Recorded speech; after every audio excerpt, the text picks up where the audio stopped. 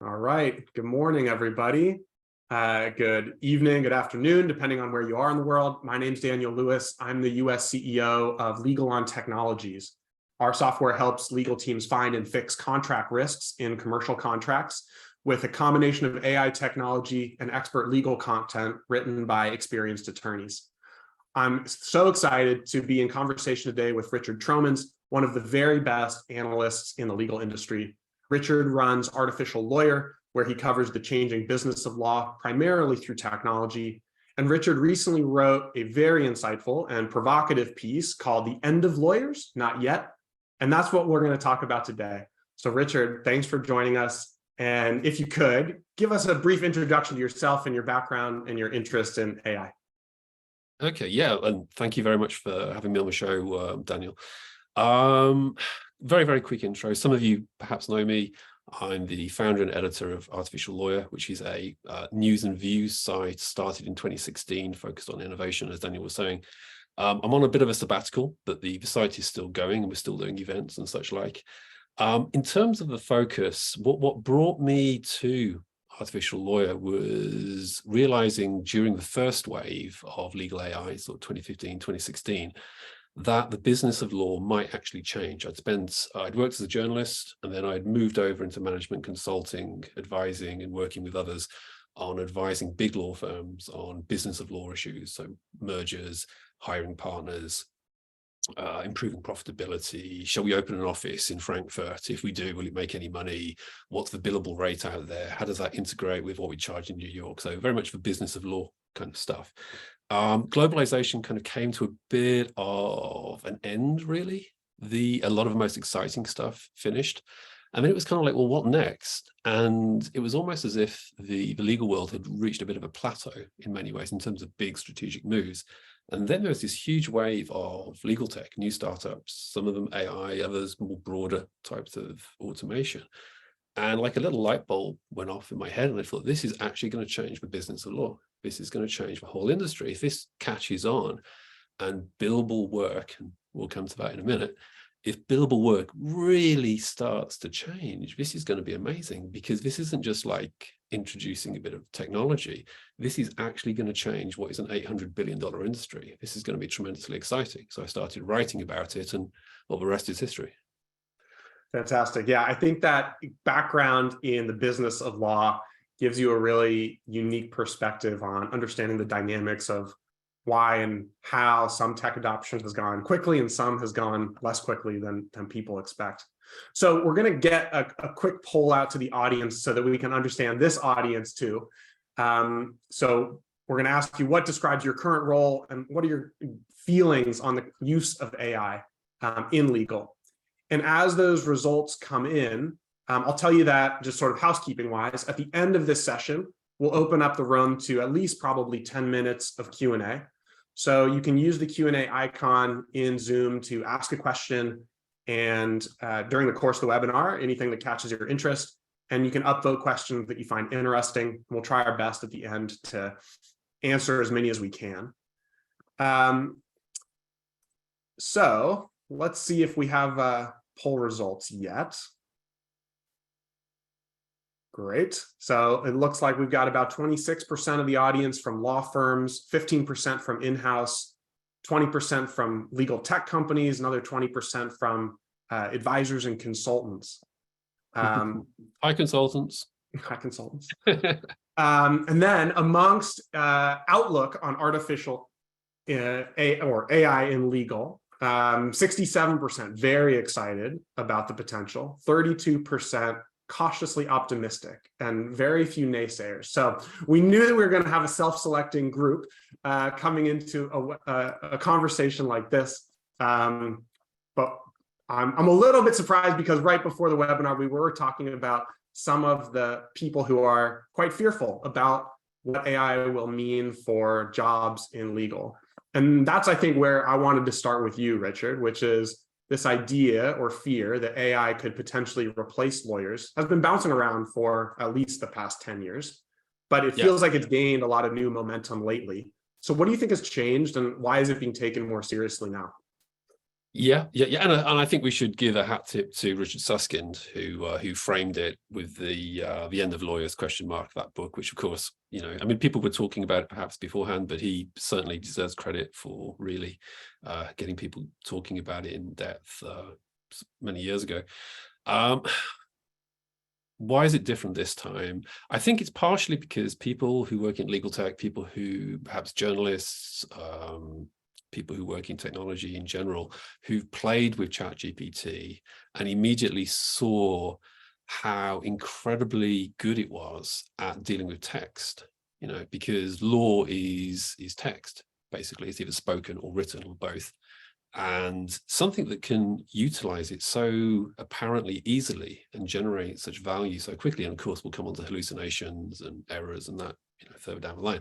But at least at first blush, first contact with it was like, oh my God, that thing just summarized a 10-page document in like 0.5 seconds. And I've just read it. And frankly, it's pretty good. I mean, of course, after about a week's studying, they realize that some stuff is made up. But at first contact, it was like, wow, this is incredible. There was no, and also I think there was no training. And I think that was one of the interesting aspects. If you look at the very first wave, we can quibble about what actually was the first wave of legal AI. But if we say 2015, 2016, with a big increase in use of natural language processing software, we call that the first one. Training was very, very much part of it. And there was a lot of disillusionment because people realized that training was not something they wanted to do. They didn't want to be responsible for it. This ChatGPT appeared, at least on face value, to be able to get good results very, very quickly, very, very impressively. And I think that kind of freaked people out. And also, I think you might say the ground had been prepped. These arguments, these ideas had been circulating for a long time. The first wave, we've been here before to some degree with these arguments, because the end of lawyers, do you remember all the shiny Android images? Every magazine would have those. Still getting those, still does. Yeah, and they've come back. It's like I suppose it's like fashion, isn't it? If you wait long enough, it all comes back, and I think that's why. I think so. One, the ground was prepared. The arguments were well circulated. And I think, the second key point is just simply that people were perhaps knocked off balance, overcome by the apparent power of it without getting too much. Now, of course, we're getting pushback. It's like, oh, what about hallucinations? What about the guy in New York who made the false cases and all that kind of stuff? And that's taken a bit of a wind out of it. And then, of course, now we got copyright cases and all kinds of cases coming up against OpenAI. People are starting to slow down. And I think for me, and people have probably realized it's a bit against a lot of the hype, because I lived through the first hype wave and I don't want to see that happen again, because what happened was there was a lot of hype, people got disillusioned and then pushed back, and some people even walked away. I mean, I've met some firms who literally tried out some NLP tools very early on, 2016, 2017, didn't do what was expected and then just gave up, which was, a bad idea. If they'd stuck with it, they would have got better results. I would hate to see that happen now, that people get overhyped and then get disillusioned and give up, because I think there's an enormous potential value here. What are some of the use cases that you're seeing today that you think are most exciting, or what are you excited about in the near term, say the next 1 or 2 years? Okay, well, I think as a baseline, let's remember that there's a ton of legal technology that does the vast majority of things that, let's call it, we're probably going to jump between Gen AI and LLM, but you have to forgive us if that isn't your preferred terminology, but we're probably going to bounce between the two. If you look at the technology now, what it's doing is effectively much the same as what came before. So reviewing documents, well, people have been doing that for years now. Redlining, people have been doing that. Analyzing a document, looking for areas in the text where you might want to add alternative text from a playbook. Well, that's been going for years as well. CLM companies have been offering that. Litigation, research, case text and so forth. Very effectively building on technology that is already well developed. So, it's an interesting question.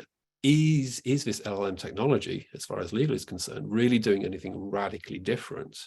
Is it radically different, like a complete sort of quantum leap away? I'd say generally not. I think a lot of it is very similar. You're just taking it on. I think some of the things that do strike me as surprising. I think the summarization capability is amazing. And I think I haven't seen every single tool on the planet, but I've never seen a traditional NLP tool summarize so rapidly and so accurately. I think the other thing that really excites me is what you might call automated negotiation. I think the conversational ability and I think this would have to be limited to very, very simple contracts. I would hate to see very important complex contracts that affect a lot of people or a lot of value being effectively handed over, sort of outsourced to an AI. I think we're not ready for that, definitely not. But very, very simple things, very, very simple things like an invoice, an order for, I don't know, 100,000 units of cornflakes between Walmart and Kellogg's. You can automate that. You've got playbooks, there's protocols, they just argue it out, you use game theory, you get to a point, then you get onto various clauses and caveats and bam, bam, bam, it's argued out and it's done. And then, of course, you get a human in the loop. You don't want to completely automate everything. And then, they sign off on it. And, companies like Pactum, for example, have looked at that. I think that's interesting. And I think that is a departure from what was there before. But just to summarize, I'd say that broadly, what LLM technology is doing in law is extending to some degree what was already being done. And perhaps this new technology is getting there faster. It's doing it without as much training. And it's perhaps with the right guardrails getting high accuracy more rapidly. Yeah, interesting. So let's ask one more question here for the audience. And this one is around, when is the first lawyer going to lose their job specifically because of AI?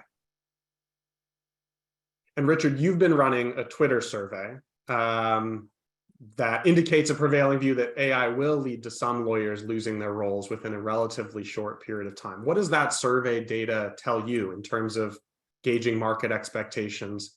What does it tell you about people's understanding of legal business models? Well, I think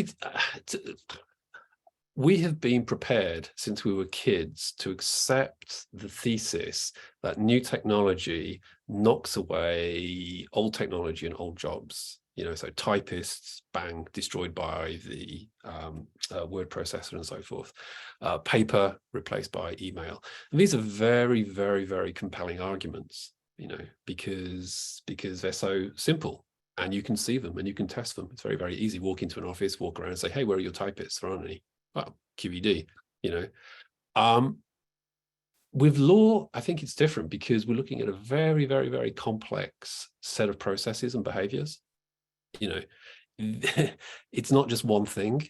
Talking about replacing typists with the person who's doing the work, handling the word processing themselves because they have spell check, you can type easily, you can erase, blah, blah, blah, blah, massively increases productivity and so forth.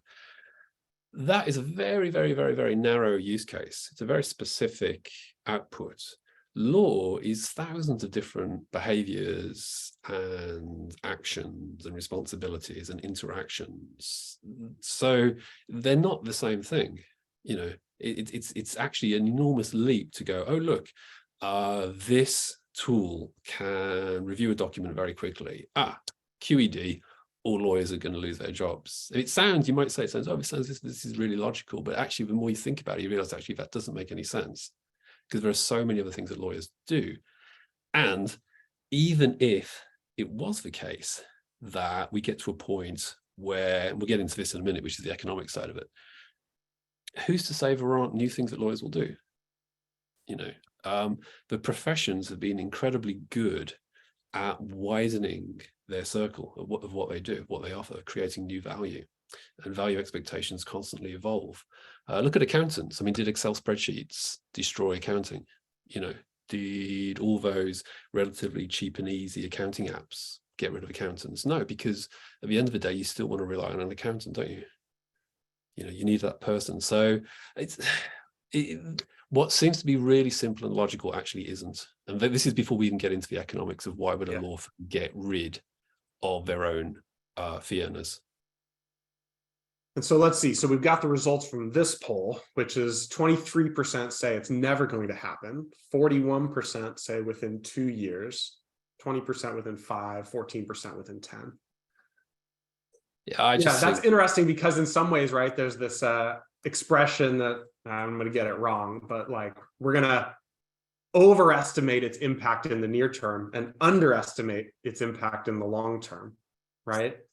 yeah, it's Um, possible. It's possible. It's possible. But well, let's get into the economic things. So for me, yeah, that's the real clincher, right? It's okay. So look, here is a law firm. A law firm. It is owned by its partners. Its primary objective is to make money, right? That is its goal, which is then distributed to the equity partners. They want to make as much money as possible whilst being within the law, serving their clients to their best ability. They make their money by selling time. They sell time by using the leverage of junior associates, middle ranking, and senior associates. This pyramid of labor is a factory that produces time, or it produces billable time. If you want to make money, you want to have as much of that billable time as possible, right? If you then start to cut away those associates, you actually reduce your ability to make money. Now, the only way around that would be you would have to massively increase your billable rates, which would be presumably unjustifiable, which I don't see how that's going to work. Or, and this is the interesting thing, you could move to fixed fees. But again, you see, just because you use fixed fees, it doesn't mean that you would get rid of your own fee earners. What would be the point? So let's say I'm the managing partner of a law firm. I've got 100 junior associates beneath me. We go on to fixed fees. We invest very, very heavily in technology. So we really maximize tech. We don't need as many associate hours or as much associate effort to complete each project. So I can now do more work. I can take on more clients, but my cost base is relatively the same, except for the additional software licenses. I'm now going to get even richer, right? Why would I cut away the base beneath me? It doesn't make any sense. It's like we're still thinking like we're a cottage industry. I mean, no law firm has more than a tiny fraction of the global legal market, right? A tiny, tiny, tiny fraction. Which is kind of absurd. I mean, I know in the US you've got strict conflict rules, but globally it wouldn't necessarily apply. There is no reason why law firms couldn't be much, much larger. In fact, you could argue that they should be much, much larger. There's no reason why a law firm couldn't be using a ton of AI technology, using fixed fees, almost, let's say, for 80% of their work. It's throwing the kitchen sink at everything in terms of process improvements, really leveraging the data they've got, crystallizing past precedents, feeding everything in, really, really leveraging everything they got, doing all of that and actually increasing the number of associates they have, not decreasing, because every single fee earner is a little engine that makes time, right? Or if you're not selling time, they are still getting the clients where the client wants to be. So the long and the short of it is, it doesn't make any economic sense. It only makes economic sense if there's no economic aspect to it, and the only thing you're trying to do is save money. Now we move over to on the in-house side. That is the more interesting thing, and I think there is possibility there. And I think certainly perhaps around the contract management side, I think people who are just involved in very, very low level contract management, so like just reviewing sales agreements, and they're not expected to really give any advisory input, and they're virtually paralegals, right? I think with well-managed AI and experts on top to keep plenty of humans in that loop and managing the process and ensuring guardrails and reducing risk and so forth. Yes, I think there we could lose people, definitely, because it would make sense if you're a very large corporate, if you're a bank in a compliance department, say, and you've got a bunch of very, very junior lawyers like quasi-paralegals endlessly going through compliance documents every time a new customer comes in. I mean, but then you could argue, well, hold on a minute, is that even legal work? And this is the other thing as well. I mean, lawyers used to be a relatively small bunch of people. It expanded as Western capitalism and technology exploded in the 80s, and society became much, much more complex, and there was more data and more rules and regulations, and so on and so on, which has effectively stretched and pulled the idea of what a lawyer actually is into a whole new territory. So you could argue that what's happening now with AI effectively is also like bringing it back. It's kind of honing us back down to what actually a lawyer should be. So will some roles go? Yes, I agree they will. I think it will take a while. But then I guess you get into some really interesting debates about, are those roles really what we would describe as being an all-singing, all-dancing lawyer? Because if you're just managing the compliance review of the same type of document again and again and again, and you will be until you retire, I mean, it's not a great job anyway, you could argue. But anyway, that's a discussion for another time. But yeah, so I think for the big law firms, I think no, I think you're kidding yourselves. It's not going to happen. The reason why people are losing jobs at the moment on the transactional side is because there's been an enormous drop in transactional work in the US, really, really quite extreme. That's what's leading to people getting chucked out, or associate bands being delayed from moving into the firm. On the in-house lawyer side, again, I think there's more regulation every year. GDPR, in the US, every single state has got its own data privacy coming in. You've got ESG, which is like, I mean, it's like mutating like this horrific virus, like all over the world. Where the hell did that come from? And it's just multiplying and multiplying the needs for legal input. I mean, now, of course, using AI will also create regulatory issues. And then next year, there'll be something else and something else and something else. So is this the time to be taking a knife to your well-trained, very smart team in-house? I would say that's a really bad idea right now. I think we'll go back to, Daniel, what you've been doing with your company is helping smaller legal teams using tech to act as a force multiplier. Yeah, that's definitely what we see more in our conversations, which is in-house teams interested in technology for several different drivers, right? One is budget, but another is workload, speed, being able to turn things around for the business faster, consistency of the work, quality, risk management, team satisfaction, as you noted, right? There's a lot of different tasks that folks can do in a day-to-day, and most people don't want to be doing the same thing again and again. Going back to the business question, though, over the last 10, 15, 20 years, probably, there's been, I think it's pretty easy to argue, a lot of under adoption of technology, right? We were joking before the webinar that a lot of firms are still asking about e-signature. Do you think now is different? Do you think generative AI, the sort of new wave, is going to play a different factor in driving a speed of adoption? No, I don't think so. No. I think there's going to be a lot more marketing, like there was in 2015, 2016. I always remember this one firm that made a big splash in 2016. They sent out this press release, and then there was a rumor going around town that the license for the AI company, the legal AI company, was paid out of the marketing budget. And I was shocked, gambling in the casino, how dare they?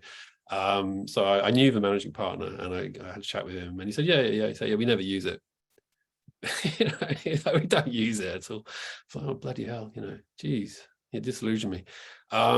So I don't think it's going to be any different, because also, in some companies you have a HIPPO, the highest paid person's opinion, right? In law firms, you effectively have the oldest person's opinion. I don't know what the acronym is for that, but I'm sure you can work it out. The pyramid is very powerful, super powerful, and the people who own the business are the oldest people. And this is the funniest thing: the people who are at the top of the plateau are amongst the oldest people in the entire business, right?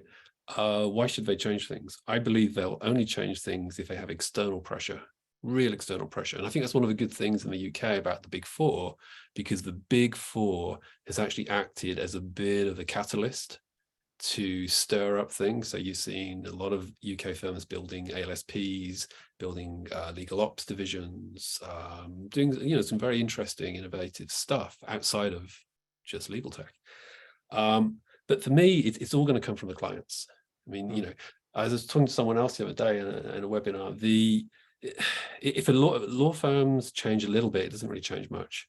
If a big bunch of banks, right, or insurance companies together, if they go to some conference, they have a cocktail together and they all agree, yeah, right, no more hourly rates on anything unless it's super, super exotic or super, super life and death. Or, rather than just sending an RFP asking for some completely vague inputs on, do you use AI, or how can you help us with legal tech, which is usually just fluffed and has no real meaning. If they actually show how they're economically going to implement technology in the work that they do for the clients, how it's going to change everything, that would be awesome. But again, will the GCs do that? I've met a lot of GCs, as I'm sure we all have, who are in the audience. Right, some GCs here. Hey, GCs. How many are really putting their feet down and saying, right, it's all going to change, guys. This is a watershed moment. I know we could have done this stuff years ago, and we've been talking about it, and we've been talking about it at conferences. Well, something has really changed. Will that happen? It could happen. And then I think a third point is, what about the shareholders, right? So I was talking to one in-house lawyer the other day, and he said, yeah, but at the end of the day, it doesn't matter. It doesn't matter how much we spend. It's only like 0.5% of revenue. And I said, well, okay, so point one response to that: if wasting money is irrelevant, what on earth are any of us doing? Why don't you just outsource everything to Wachtell Lipton? Just like everything. They'll just charge you $1 million an hour and everybody's happy, right? So he said, well, no, of course not. That would be ridiculous. So I said, well, so money does matter. He was like, yeah, so I suppose it does. And then he said, yeah, but still, it's only like 0.5% of our revenue, what we spend on legal. And I said, yeah, but think about the shareholders. If I'm BlackRock, I've got investments in 1,000 companies. If every single one of those companies is wasting money on legal inefficiency en masse, I'm actually costing a lot of money to the people who've put their money into BlackRock. So en masse, on a global scale, inefficiency in the legal world, you could argue, is almost like a tax on the economy that is sucking out capital resources that are unnecessarily being spent.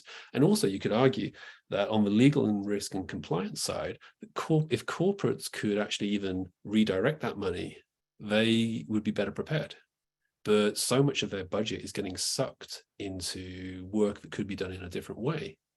So, I think there's a whole, we had enough time to get into this, but there's a whole mass of talking points around that, the clients, I think, it's their ball game. It's if they push, the law firms will change, because, they do not want to miss a single client. They really, most of the big law firms in the US and the UK over the last 20 years have thinned out their client lists enormously. They've been chucking clients out the window for years and years and years. Not now, probably not since 2008, but for years and years and years, they were clearing the books. They didn't want clients who weren't going to generate big jobs, who weren't going to generate complex, interesting, high-value work, because there's just no point. It's just wasting the associate's time, right? If you want to get rich, don't do tons of donkey work, unless you can charge the client a ton for it, like you might for a private equity fund who just says, hey, it's not our money anyway. But anyway, another subject. The trick is that now, particularly with so much competition between the US and the UK for the larger corporates, I think there's a real, now you've got the big four jumping in, and you've got a variety of LSPs coming in and so forth. I think you've got a real opportunity now for the clients to actually wield a bit of their buying power. Do you think that's going to take place in a way that's different than it has over the last 5-10 years? So, Professor David Engstrom from Stanford, he's made this point that you made, which is maybe the lack of change or the pace of change in large law firms has not been driven by the technology or lack of technology. It's been driven around culture, by culture. And so if the driver to change that culture has to come externally from clients, does the latest wave of AI spark that? Does it catalyze it, or no? It could catalyze. This is, I think, a point that Casey Flower, he's going to shoot me for pronouncing his surname wrong, but Casey from, yeah. Exactly. I was pronouncing his name. Sorry about that, Casey. He made a very good point, which is that, what might happen, if I'm paraphrasing his thoughts here, but that what might happen is that basically generative AI technology becomes so universal that effectively it capsizes the boat of opposition. That even if law firms and in-house lawyers are like, hey, no, I don't want to use this, it's tough, too bad, everyone in the rest of the economy is using it. It's like email, it's going to be like internet and so forth. The argument against that, the counter argument, is to say, well, the internet actually just boosted productivity in the legal world. It didn't really lead to business model changes. Email just allowed a lawyer to basically send red line documents back and forth, back and forth, back and forth, and create more red lines. It's wonderful. It's like this kind of like, mushroom effect. So technology to that extent effectively just enabled into, ironically, inefficiency to balloon through sort of, you might say, the ease of productivity. LLM technology is slightly different in that, like, as mentioned, it's just building on what's already there to some degree. The tools that can do these things already exist, and they haven't been used very much. So, except on the probably, I think, e-discovery and litigation research, probably the two areas that have really, really succeeded, because I think they had to. So I guess for me, I don't think there's any automatic reason why the legal world should change. I mean, I was thinking about this the other day. I think in 2016, I would say there was like a 4 to 5% chance that this new wave of tech would encourage the rethinking of the legal business model and the whole legal sector as a whole and catalyze change. I don't think the tech in itself is going to change the world, but I think it could catalyze it. And then, sort of ironically, it would then come behind the philosophical change and enable that change to actually happen. So it's not the AI makes everybody change. It's that people go, well, hold on a minute. Hey, shit, if you can automate all this stuff, why aren't we working on a fixed fee? And then you start to remodel the firm, you change your business model and so forth. And they go, well, if we're going to start doing this, then we need more tech. Hey, let's bring that AI in. Let's really integrate it properly. Let's not just have it in a kind of pre-bill. And this is another issue, I think, is that you've got pre-bill legal tech and you've got kind of like billing legal tech. The vast majority of legal tech is used in a pre-bill stage. In fact, some legal tech companies are even at pains to tell people, don't worry, this won't impact your billable work. This will help you to get through very, very rapidly the stuff that is either very, very low in terms of billable rates or is not billable. So it's almost like they're kind of like catering to this pre-bill philosophy. So yeah, I don't think there's any automatic reason why. However, I think that because LLM technology is an improvement with guardrails, I would say there's a 10 to 12% chance of it catalyzing real change now. So that would mean there's about an 88% chance that nothing changes. But I think it's still a huge improvement on where we were 5 years ago. Yeah. And so what do you make of the notion that, like, and we got this question from the audience, rather than thinking of AI replacing lawyers who use AI replacing other lawyers, or sort of lawyers who use AI winning out against lawyers who don't? Do you buy that? Well, I mean, Work at the individual level or the organizational level? I know it sounds pretty cool. It sounds pretty cool, but if that's true, then why hasn't Wachtell Lipton gone bankrupt? And all those cool law firms in the AmLaw 100 between about 70 and about 50 who do use a lot of technology, in part to act as a leveler and so forth. Why haven't they displaced Simpson Thacher, Wachtell Lipton, and so forth? I don't think it's that simple. The internally as well. I mean, again, will an equity partner look more favorably on an associate who goes to the innovation team and brings down a tool and really utilizes it to shave off billable time than the associate who very, very, diligently, works till 4 o'clock in the morning and racks up an extra 2 hours? Well, they'll probably sack the guy who uses the tech. And another point, and I'm going to thank Conan Hines for this, is I was asking him about, does tech allow you to go home early? And he said, well, no way. If you finish a job, you just get given more work.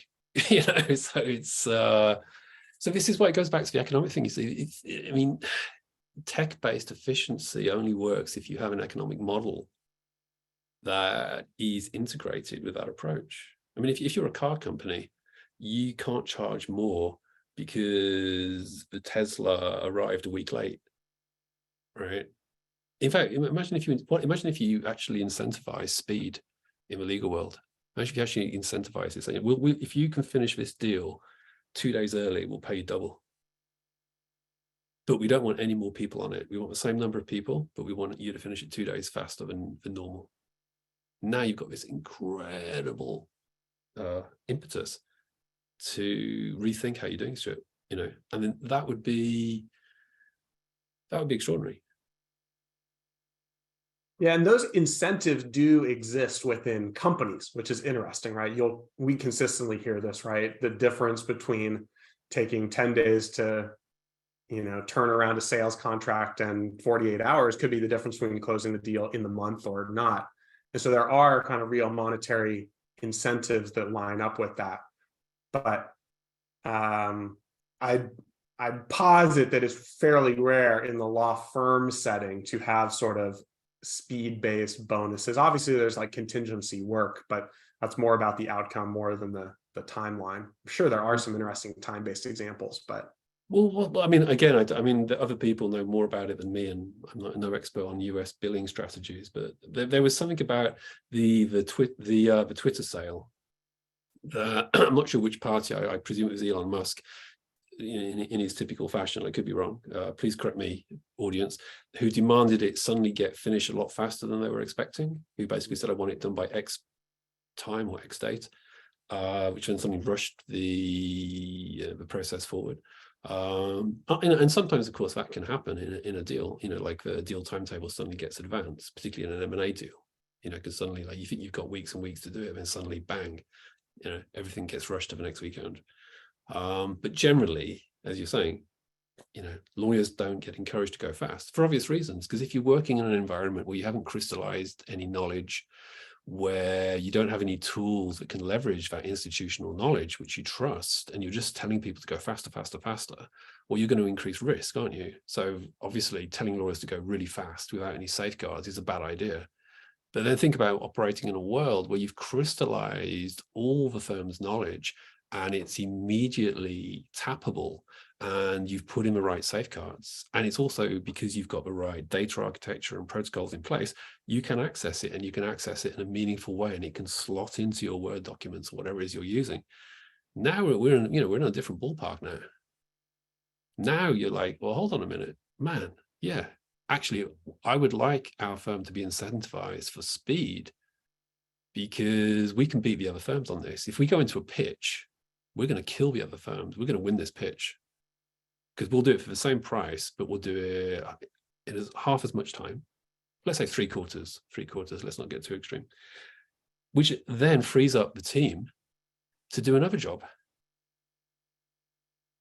So, you could actually boost the productive output of your fee earners by 30, 40%, say. And the partners are going to share in that windfall. Yeah. I find it really, that's one of the weirdest things, is convincing equity partners that even though they make $1 million, $2 million, $3 million a year, that they could actually be even richer if they embrace technology. Because I think beating people over the head, saying you're very, very, very naughty, you're very, very inefficient, it's not a great way to sell something. I mean, I could be wrong, but people telling me that I'm bad doesn't generally endear me to them. Yeah, I certainly found that with Ravel when we were selling legal research and analytics technology into law firms. It was difficult to get traction when you were talking about speed. It was a lot easier to get traction when you were talking about gaining a competitive edge and kind of de-risking your knowledge gaps, making sure you understood everything you possibly could about a judge or a deal or a case. Let's open that question up to the audience. So we've got one more poll question, which is around what's holding back AI adoption in your organization. Maybe that's a loaded phrasing of it, but be interesting to see what's going on out there with folks.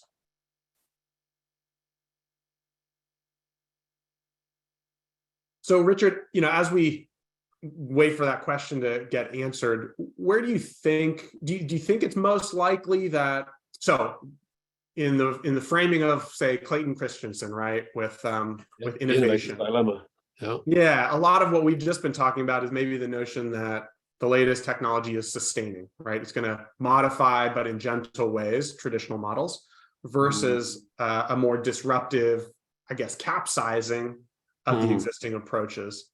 Do you think that sort of disruption, maybe it's a low chance, it's a 12% probability, I think, in your estimation, but where's that disruption, if it does come, most likely to come from? Is it going to come from existing law firms doing it themselves, from corporate teams reimagining their operations, or from another part of the market? I think it will. I think the people who will probably jump on it the most will probably be that it's a very, very particular group of firms who are good enough and respected enough to get their hands on some really good work, really top deals, but are outside that New York elite, they're outside that magic circle type of firm, who they've probably spent a lot of time thinking about building their own ALSP division. They've probably got a legal ops consulting group. They've probably got a really good internal innovation team, and not just a KM team with the letters KM rubbed out and the word innovation inserted instead, but like a real innovation team that's really constantly working with everyone in the firm to think of new strategies, new projects, really building and testing and driving things forwards. I think those firms, have got everything to gain and nothing to lose. I think perhaps some of the UK firms are under a lot more pressure at the top. I can imagine they're actually quite innovative in a way that some of the top New York firms are not, because perhaps at the very, very top of the global tree, you don't feel that same pressure. In the UK, even the Magic Circle are working hard on driving things forward, because I think they have to, because there's just more competitive pressures on a global scale if you're based in the UK. Interesting. So we got some. Okay, yeah. Wait, should we do the hallucination? I mean, I'll be honest, I'm deadly bored of the hallucination thing, and the reason why I'm bored of it is because we're kind of missing a step. It's like, is ChatGPT the equivalent of a Harvard law professor that you could absolutely trust with your life when it comes to a legal question? Well, no, of course not. It's a chatbot. It's a very, very cool chatbot. It's just a chatbot. I mean, you know, it's been oversold, right? Yeah, crazy. But if you put in the guardrails, like Case Text has done with their legal research, and if you look at, say, like Robin AI, which they've done, there, and I'm sure you guys have too. We can get to that in a moment. You're getting accurate responses, right? You're not just taking raw responses from a single shot prompt. And this is something that Dan Katz was saying to me a couple of months ago, that the assumption that you, first of all, just using ChatGPT and basing your understanding of LLM outputs from that is a bad idea, because you're just getting like crazy stuff out of it. Secondly, a lot of people are just putting in a single prompt and just going, that's not very good. So what do you expect? What do you expect? It's nuts, So I think the crazy expectations have now led to disillusionment. And then, of course, because we've had that story about the guy in New York who did the silly case thing. I mean, but I think that's a sideshow. It's a sideshow. It really is. I don't think those issues are relevant in the least bit. I mean, they're a total red herring. I think the real issue is about finding legal tech companies who know what they're doing, who've got the right architecture around them, who've got the guardrails, who can convincingly do POCs. If you can go, look, we test the hell out of this, test it until the wheels fall off. It works. We run it, do an A/B test with a room full of associates and law librarians, and check it out. That's what people should be worrying about, engaging with the legal tech companies. Yeah, that's been our experience too. So we launched this feature called AI Revise that is built on some of our other machine learning. So our machine learning, over the last 5 years has been designed to spot an issue within a contract. And when we flag that issue, we'll provide a suggestion about how to fix it. But we use GPT to say, when we spot this issue, if you want us to implement a fix for you, we can use GPT to create a red line, and it'll insert really elegantly. It'll delete the right words. It'll harmonize with the rest of the contract. But it didn't do that off the shelf. Like when we were testing it off the shelf, it was not successful nearly often enough, or at the quality levels where you'd be like, this is good enough for a professional use case. And so it took the infrastructure of having a team that was already familiar with machine learning and data science and having legal expertise to then train it and test those iterations over multiple months to get to a point where like, this is now professional grade, and we've built the infrastructure around it to make sure that when it's outputting results, we know that it's trustworthy and it's grounded in trustworthy content. But that's one of the interesting things to me about what it opens up, which is that the traditional way as a legal tech company you would build features is you'd have to construct a team of PhDs and evaluations and test data and training data. You needed this whole full stack, which was quite expensive and specialized to build if you were going to do it right and really add value.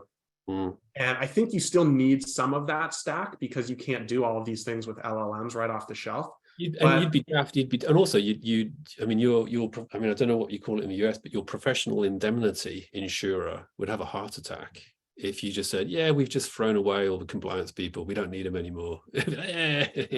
You know, but actually you've raised a really good point, and I did mention in a couple of tweets that we probably talk about this. So let me just ask you while we're on the subject, from your experience, because you started with NLP like many other founders, and now you're using LLM technology to do similar things.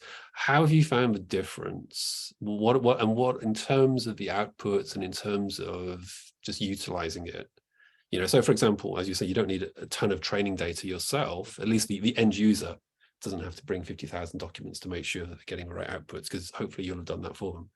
Right. So maybe just talk us through the difference between NLP circa 2015 and LLM circa 2023.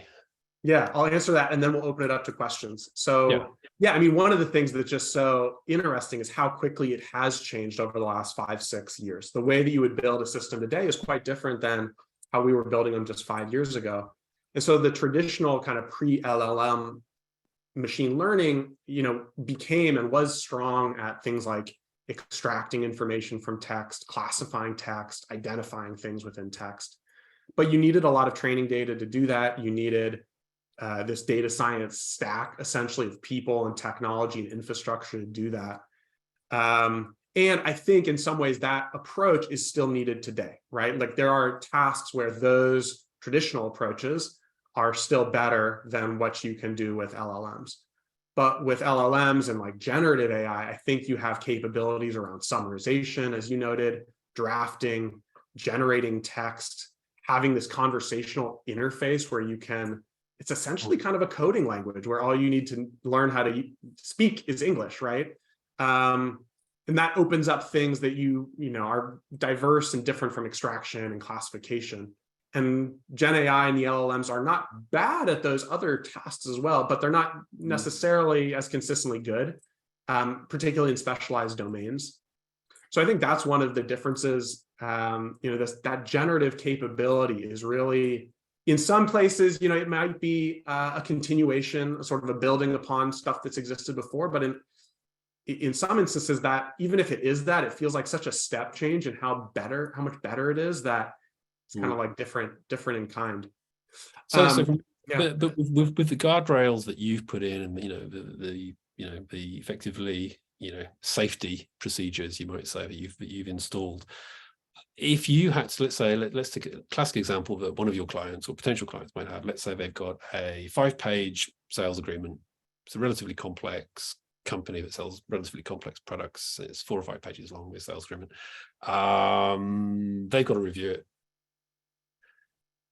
Which would probably be better, a traditional NLP tool that's been trained on a couple of thousand examples of this, or an LLM tool that also you believe has been prepped enough? I mean, what's going to be better, or is that actually a wrong question? I don't know. You tell me. It's an important question. I think one that everybody is still exploring right now. What I think we could confidently say is if you just dumped that kind of contract into ChatGPT and said, review this contract and spot issues, it would not do a professional level job. And so regardless of the approach, I think you would need to build out. So our approach would be to say, hey, we've built a lot of training using traditional approaches to spot at a very granular level, sentence by sentence within that 5-page contract.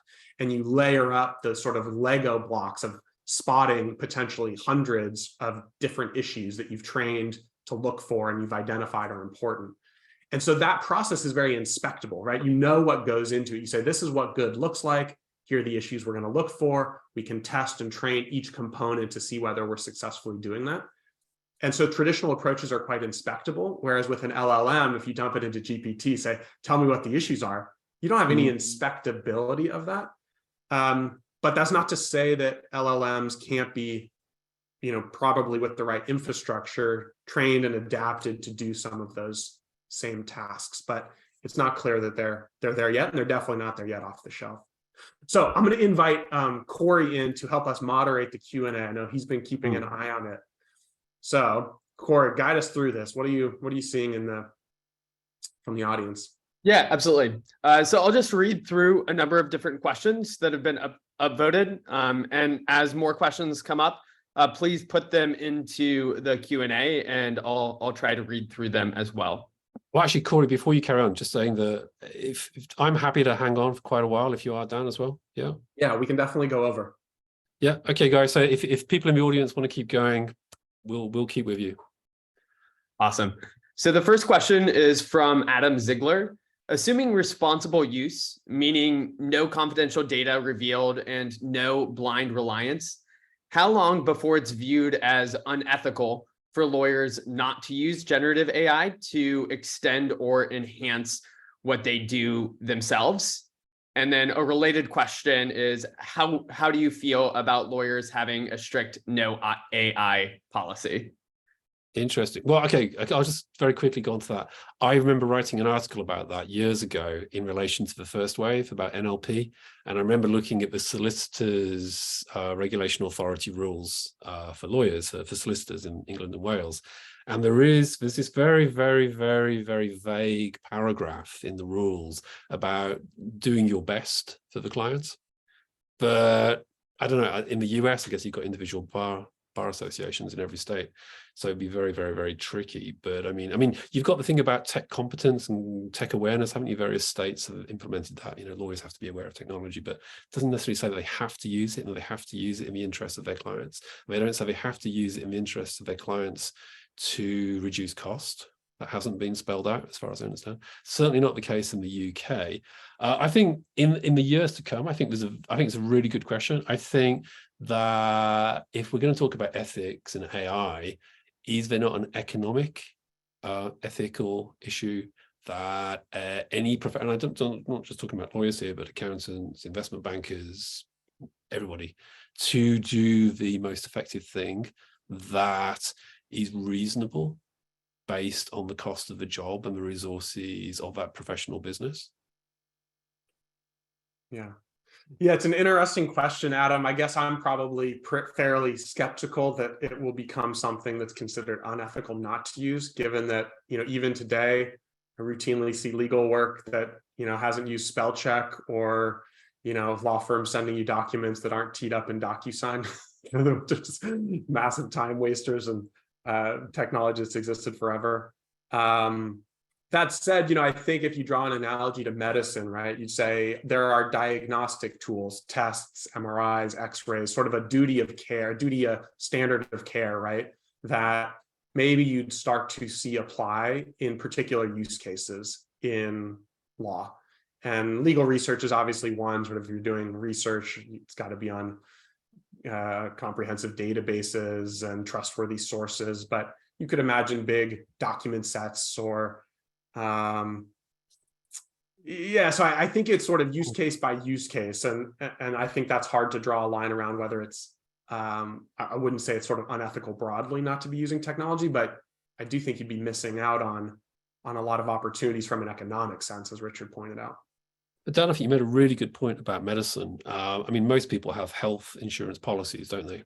And there are different grades. And if all the Hollywood movies I've seen about people being cheated of the medical care they're hoping to get, it's usually because they want to use an MRI scanner, and some guy walks in and says, sorry, it's not on your insurance policy, and then the drama starts or whatever. That's an interesting one, isn't it? Because if you apply that to legal, let's say that a very, very large corporate has got X law firm on its panel, and they're pretty buddy-buddy. The law firm expects to be on this panel until, the end of time. And they don't exactly have like a licensing agreement as such, but it almost like feels like that. You could kind of say that it wouldn't be that strange for the client to say, look, these are the terms, right? We expect you to use technology in these situations. We're going to outline it. And these are the kind of economic or efficiency gains we expect you to deliver. And if you don't want to do that, that's cool, but you're not our primary law firm anymore. I mean, that would be really interesting. I mean, we definitely saw that in the analytics space, right? You would have law firms that would make it a point of winning deals and competing for business by pointing out how much more they knew about a lawsuit or a potential judge than the competition. And I think that analogy holds to sort of the hospital setting, right? Would you rather go to the hospital that has all the best gear, all the best equipment, or to the hospital that doesn't use any of that?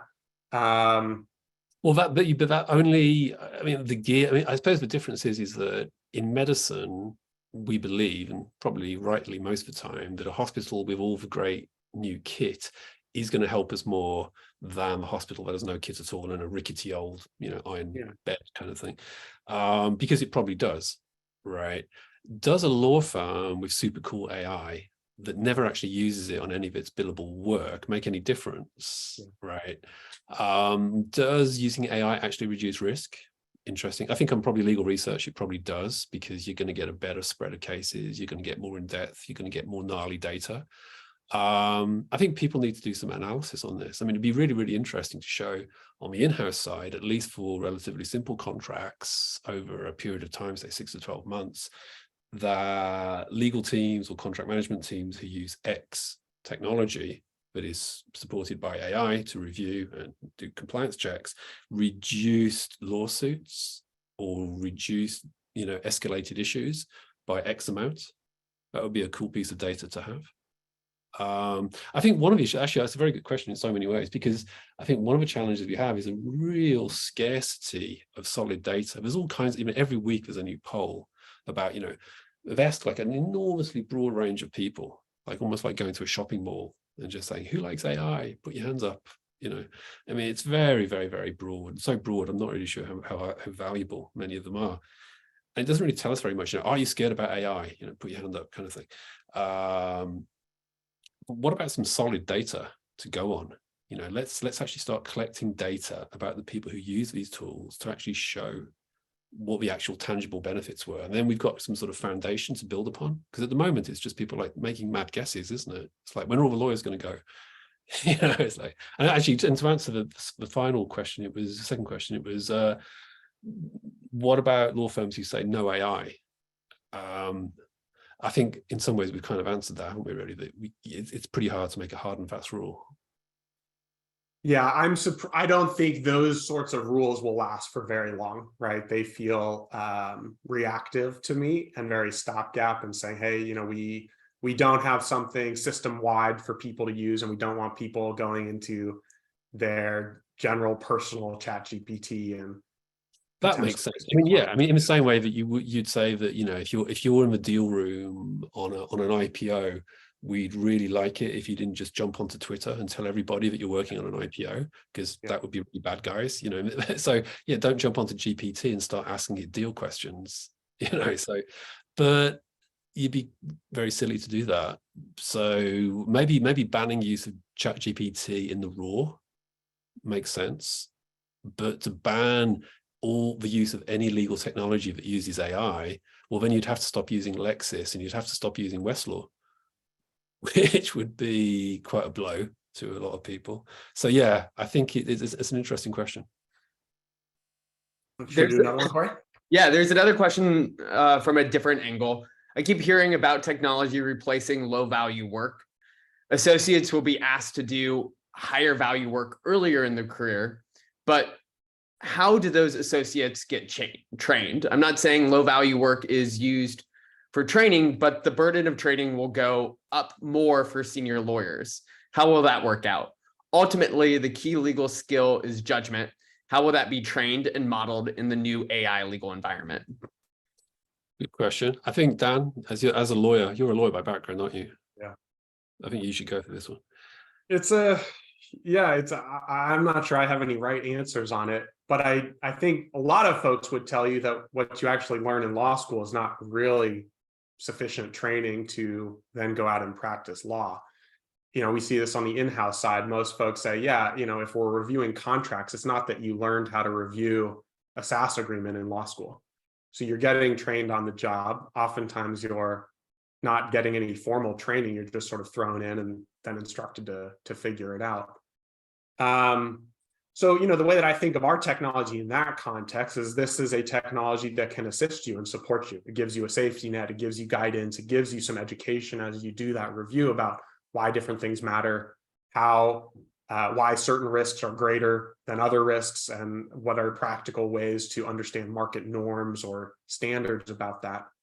And I don't think that kind of usage of AI necessarily shortcuts a training process. I think in some ways it can accelerate it. It can say, here's how you actually get in and start being effective and adding value on these kinds of tasks. So yeah, I don't know. In other areas, you definitely hear this coming up, right? People saying, well, if you didn't have to do grunt work the hard way, if you didn't have to go to the library stacks to look at the case law books, did you really learn how to do case law research? And I don't think those sorts of arguments have really held up with time. I don't think you can really say with a straight face that somebody's a worse researcher today because they never had to go to the library stacks and look at hard copy books. So I think in general, people adapt fairly intuitively and naturally to these technologies that are accelerants and supportive. But I'd be curious your view on it, Richard. Yeah, I broadly agree. I mean, I had a really interesting Twitter chat with Damien Reel from Sally about the idea of using LLM technology to effectively get you halfway through developing ideas and then take it from there.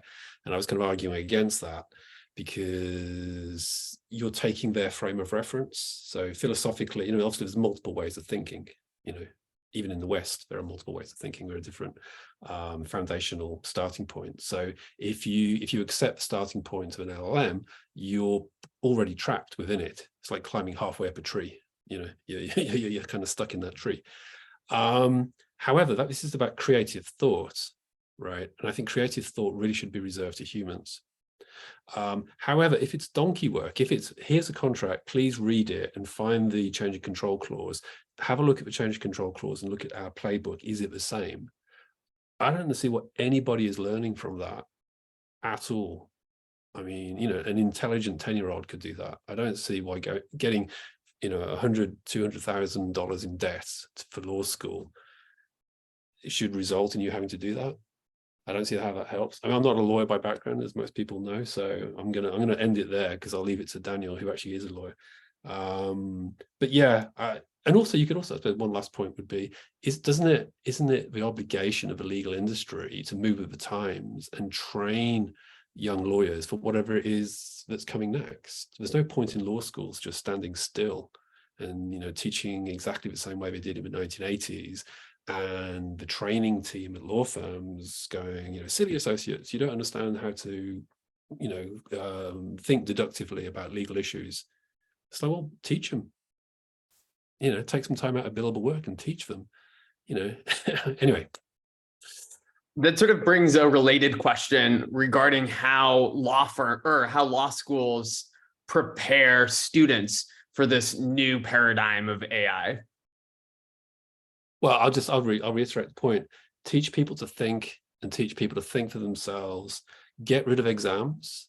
Get rid of all exams past the age of 18, except for pilots and surgeons. That's just my own radical view. And test people on their ability to think and deliver and generate a business structure and an educational system that streamlines and focuses on that, because that's how we're going to develop as a society. Pieces of paper don't make you clever. And if you reward only getting pieces of paper, that's what you're going to get. You're going to get a lot of people who are good at getting bits of paper. If you have a society that creates independent free thinkers, we're going to move a lot faster and we'll create more value as a society, not just in the legal world, but across the entire economy. I think that's a good answer. Let's leave it at that one. I should caveat that that view is not shared by most universities. Yeah, I do think the generative capabilities pose a really interesting dilemma to how do you teach and test, right? So if you don't take Richard's position about exams, how do you test knowledge if you let people take these exams at home using generative AI? I mean, I think it's pretty clear that GPT writes at the level of a pretty good high school, or maybe even an early collegiate student.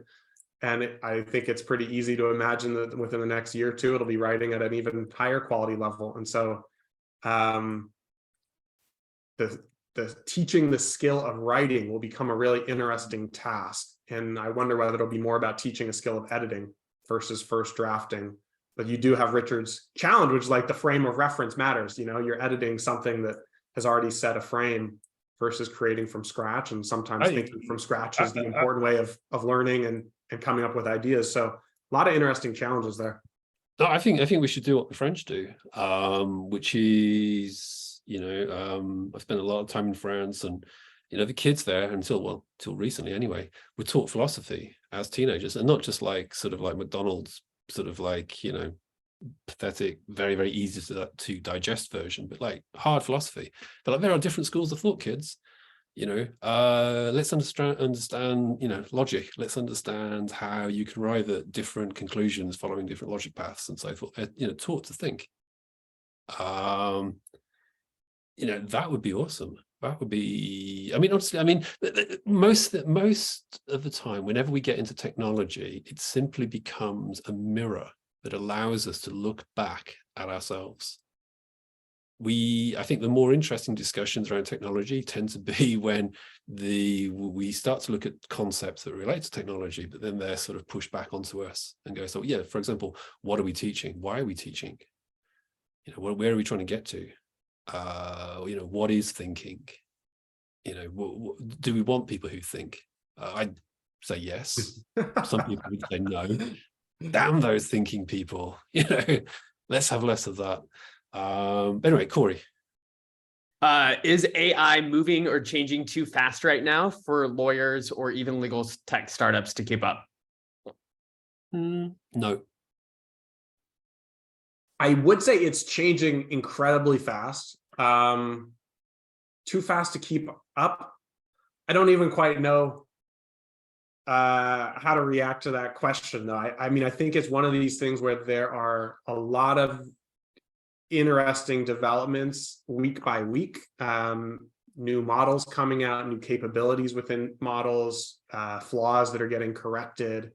But I don't think that means it's moving too fast for folks to wade into the waters and start using it. And they're certainly going to start using applications of it that others have spent the time building out and testing and training. I do think, so there's another question embedded in that, which is, should folks wait and see? Should they wait until the dust settles? And I've heard some folks say that. And I would answer, I can't see the dust settling anytime soon, honestly.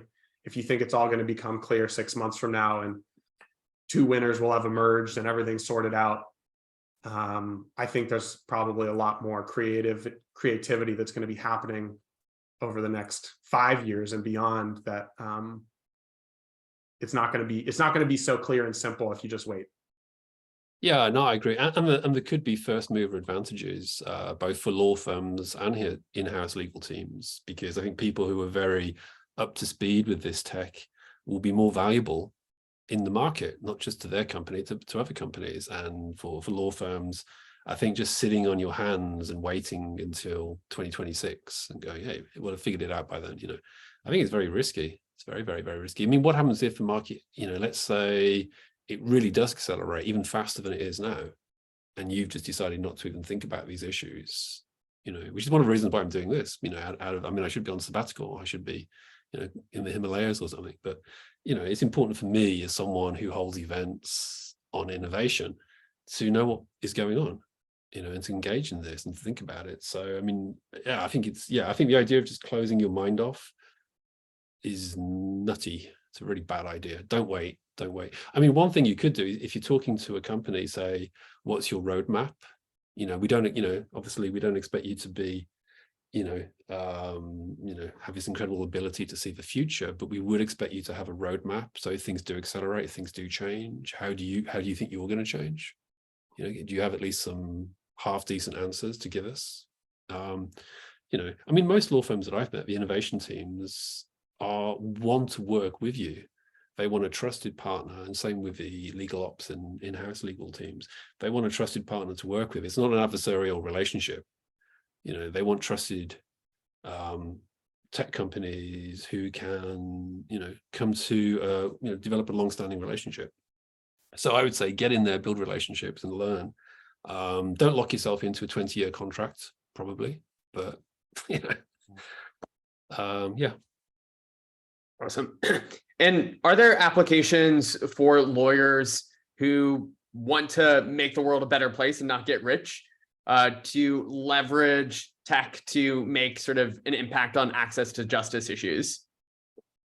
I certainly think so. I mean, I think that's one of the most wide open parts of the market, which is we know that there's this massive unmet demand for legal services, unmet because the gap between what people are able and willing to pay and what legal services cost them is too big.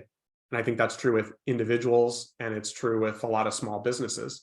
There's a lot of legal advice that's not sought out, not asked for, because folks assume, and it's true, that they can't afford it and they're not willing to pay $300, $400, $500 an hour to get their questions answered.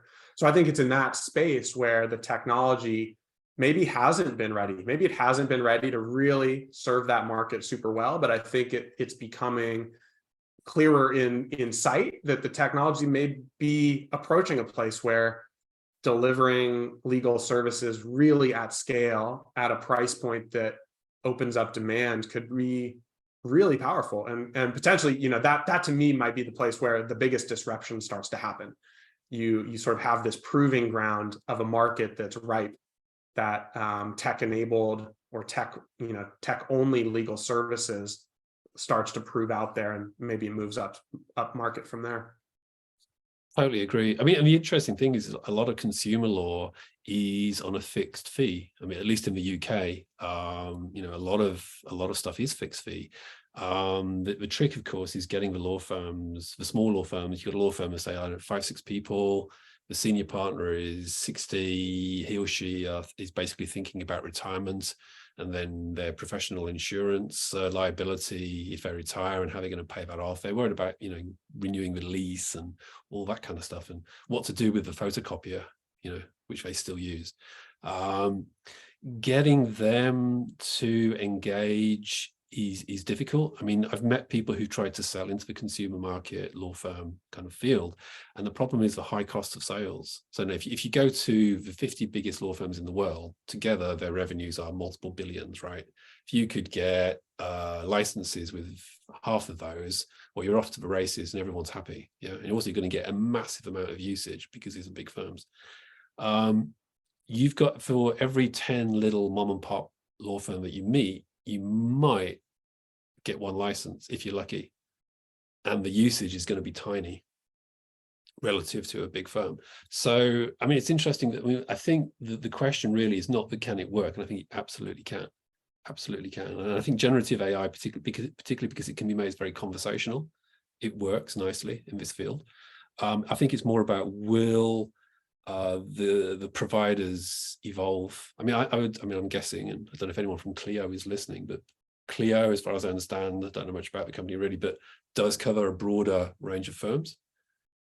You could imagine them, because they've got all those links with smaller firms already, being able to build out into that field and do more access to justice stuff. But it's a tough one, isn't it? Because faster, cheaper doesn't mean worse quality. There's no point a provider coming into the market with some kind of chatbot that can give legal answers that is inaccurate, or is going to get into all kinds of issues with the local bars.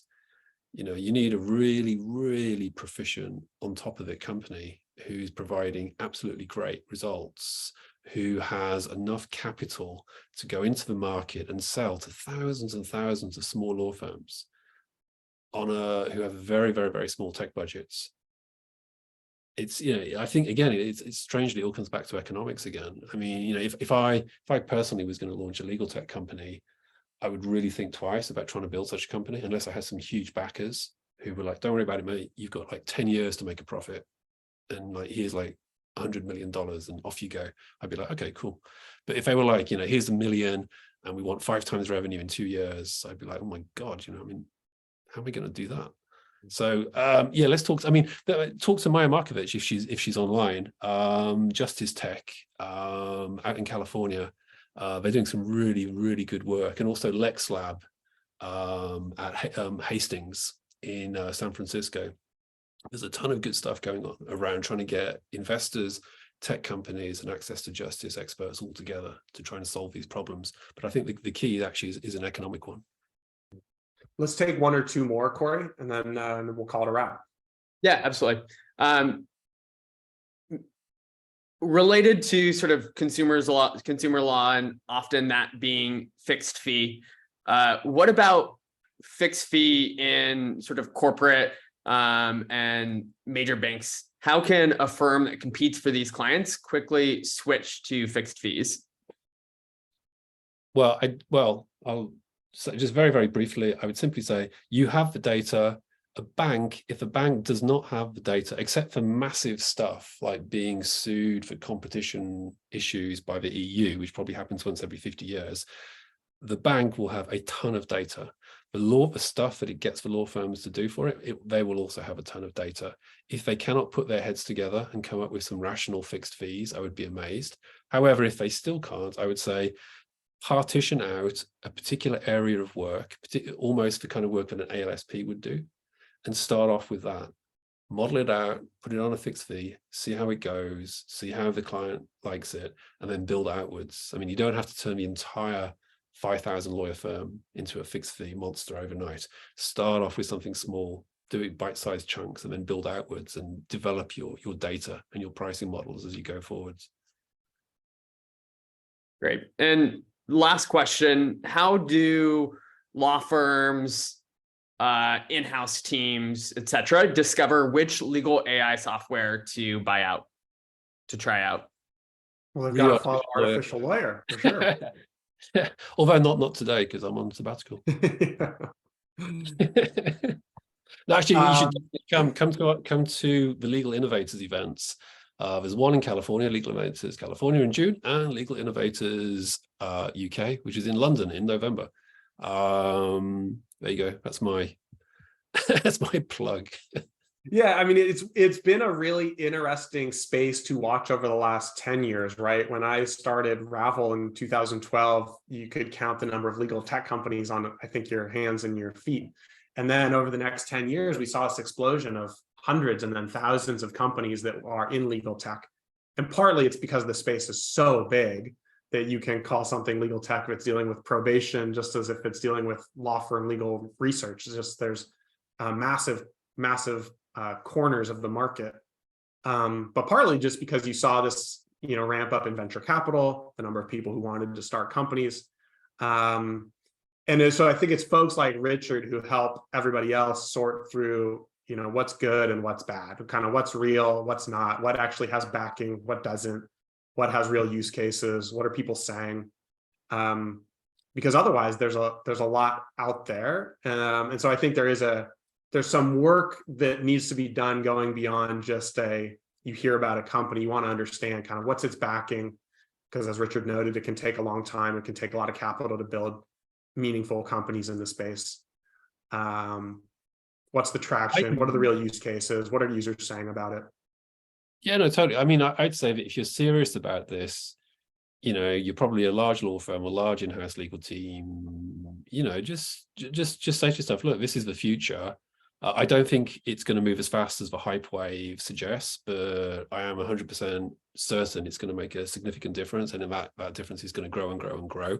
If that is the case, then invest in learning about it. Bring the top companies in and do some POCs. It's not that complicated. You know, there's only that many. I mean, you know, there aren't like hundreds and hundreds of these. There's, you know, if there's a particular use case that you're looking for, a quick zoom around the legal tech internet will tell you there's 4 or 5 probably who are a good fit. Bring them in, bring them all in. Do some tests. You know, do some bake-offs. You know, I would say invest some time in this. This is not a novelty. This is not a marketing exercise. This is for real, and it's going to have a significant impact on your in-house legal team and your law firm for many years to come. So that's a good place to end it, I think. We'll be hosting another webinar. LegalOn will be hosting another webinar with 3 GCs on August 2nd, discussing the path to becoming a GC at a venture-backed company and tips and advice for being successful as a first-time GC. So stay tuned for more information about that in terms of time and registration link. We'll also send out a link to the recording of this webinar with more information and links to LegalOn and Artificial Lawyer. So thanks everybody for attending. Thank you, Richard. I think we both agreed that there's so much ground. We might have to do another one of these. Yeah, why not? Yeah. And with that, we'll let folks get back to the rest of their day or their evening. And thanks for joining us.